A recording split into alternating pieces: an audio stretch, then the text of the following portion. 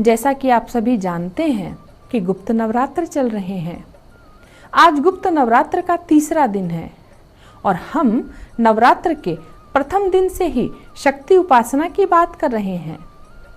शक्ति स्वरूपा भगवती के 10 महाविद्या स्वरूप के विषय में विशेष जानकारी देने के इस प्रयास के पीछे केवल इतना ही हेतु है कि जो भी मनुष्य स्वच्छ हृदय एवं मुमुक्षा की कामना रखता है, जो उपासना पद्धति के द्वारा अपना यह जन्म भी सुधारना चाहता है और अगले भव को भी सुधारना चाहता है, वह श्रेष्ठ गुरु को तलाश करके तपस्या के मार्ग पर आगे बढ़ सके।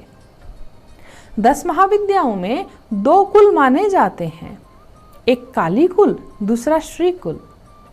काली कुल में काली, तारा, भुवनेश्वरी तथा छिन्नमस्ता आती है और श्री कुल में त्रिपुर सुंदरी, भैरवी, धूमावती, मातंगी, बगलामुखी और कमला आती हैं।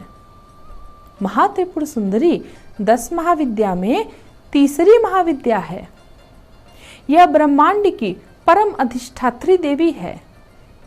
इन्हें नाम रूप भेद से षोडशी, ललिता, लीलावती, लीलामती, ललितांबिका, लीलेशी, लीलेश्वरी, ललिता गौरी तथा राजराजेश्वरी भी कहते हैं। वे 10 महाविद्याओं में सबसे प्रमुख देवी है।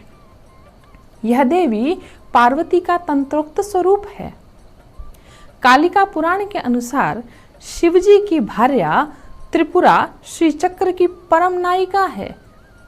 ऋषि दुर्वासा इनके परम आराधक थे।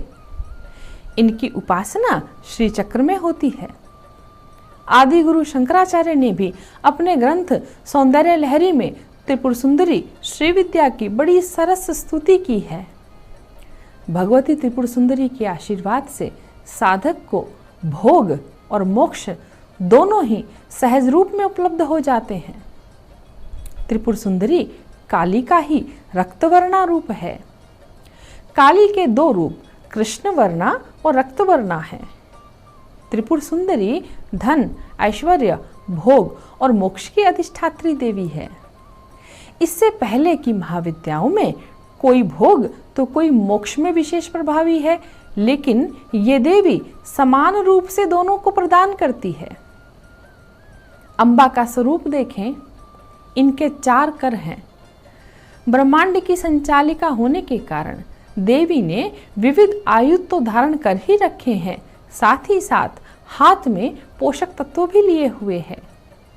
इनकी सेवा में एक ओर महालक्ष्मी और दूसरी ओर सरस्वती हमेशा लीन रहती हैं। देवी शांत मुद्रा में लेटे हुए सदाशिव के फलक पर विराजमान हैं।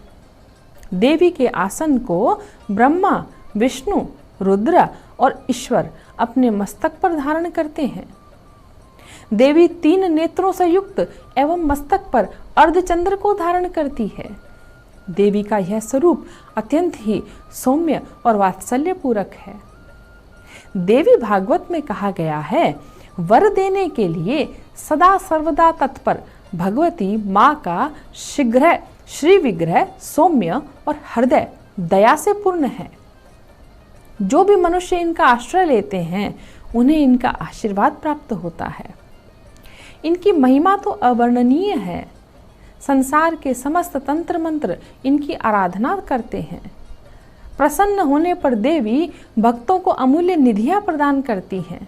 4 दिशाओं में 4 और एक ऊपर की ओर मुख होने से इन्हें आगम शास्त्रों में पंचवक्त्र अर्थात 5 मुखों वाली कहा गया है।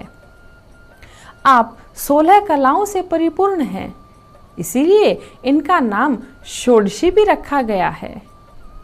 एक बार पार्वती जी ने भगवान शिवजी से पूछा, भगवान आपके द्वारा वर्णित तंत्र शास्त्र की साधना से जीव के आधि, व्याधि, शोक, संताप, दीनता, हीनता तो दूर हो जाएंगे, किंतु गर्भवास और मरण के असह्य दुख की निवृत्ति और मोक्ष पद की प्राप्ति का कोई सरल उपाय बताइए।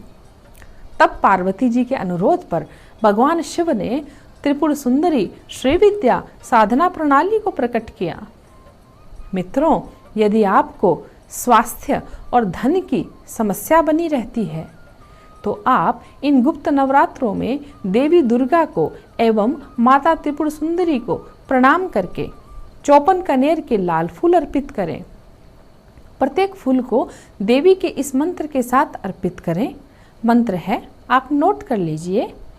ओम ऐं ह्रीं क्लीं चामुंडाय विच्चे।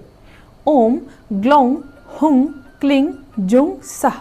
ज्वालाय ज्वालाय ज्वलाय ज्वलाय प्रज्वल प्रज्वल ऐं ह्रीं क्लीं चामुंडाय विच्चे। ज्वल हं सं लं शं फट्ट स्वाहा।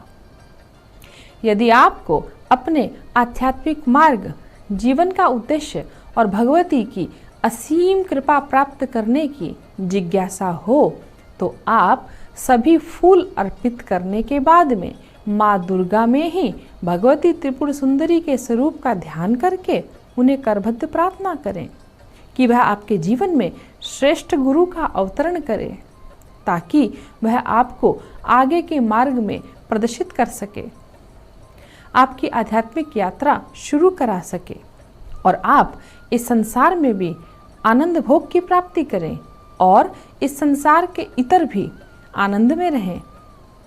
दर्शकों, आज के लिए इतना ही। कल फिर से मिलते हैं।